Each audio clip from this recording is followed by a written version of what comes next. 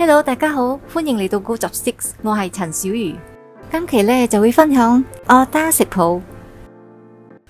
喺馬來西亞有兩種煮法，北馬就會用蒸，而南馬就會用烤嘅煮法嘅。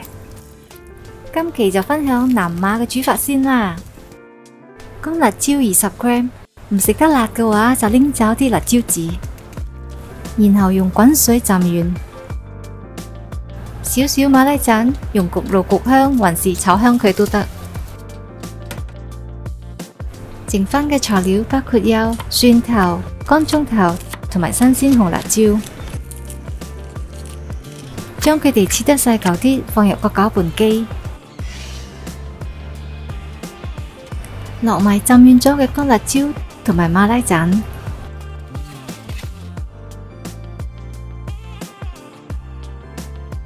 加啲水俾佢比較容易攪，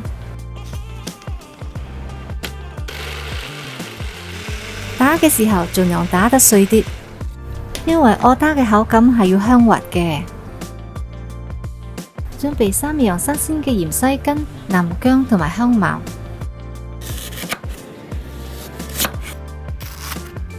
香茅用個錘仔剝下佢，俾佢容易出味。然後用大概5湯匙嘅油煎香佢。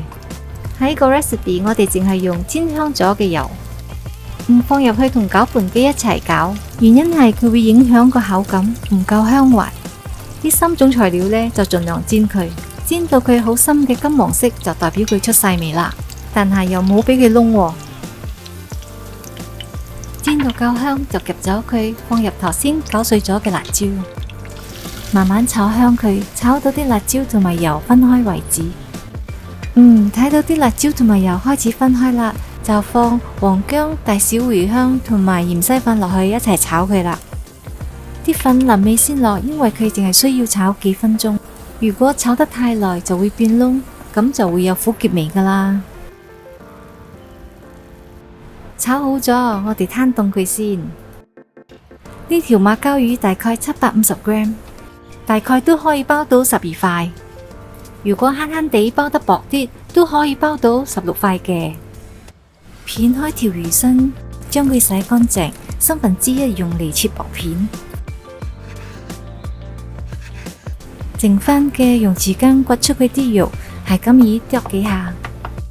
剁過嘅同埋切成薄片嘅魚肉混埋一齊，會有更豐富嘅口感。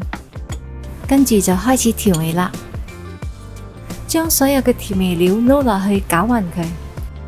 調味料嘅份量已經打喺熒光幕上邊，都仲可以依返自己嘅口味去調整。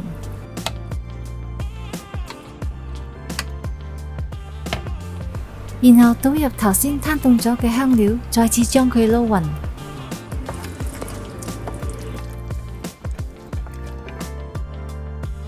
最後落埋1大湯匙木薯粉，攪勻佢。醃過嘢就最好，如果唔係最快都要1個鐘。用滾水渌下啲香蕉葉，令佢軟身啲，烤嘅時候冇咁容易爛。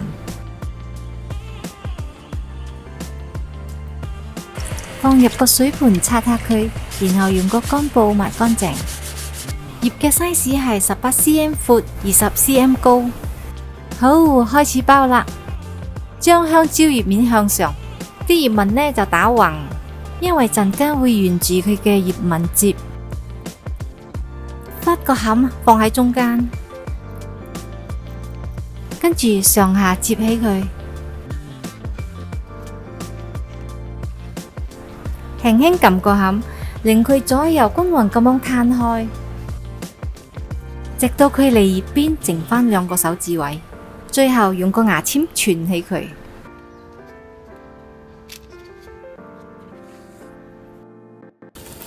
出邊賣嘅呢就要用炭燒，佢有炭香增加佢嘅風味。喺屋企好難起炭爐嘅，我哋就直接攞落去鑊嗰度乾煎。用中大火每面煎佢大概5分鐘。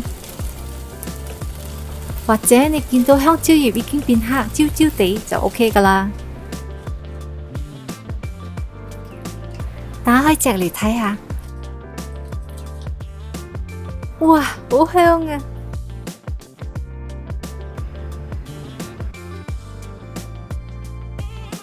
我時不時都會分享南洋餸菜，subscribe 我個 channel，有新影片就會通知你㗎喇。咁我們就下期再見，拜拜。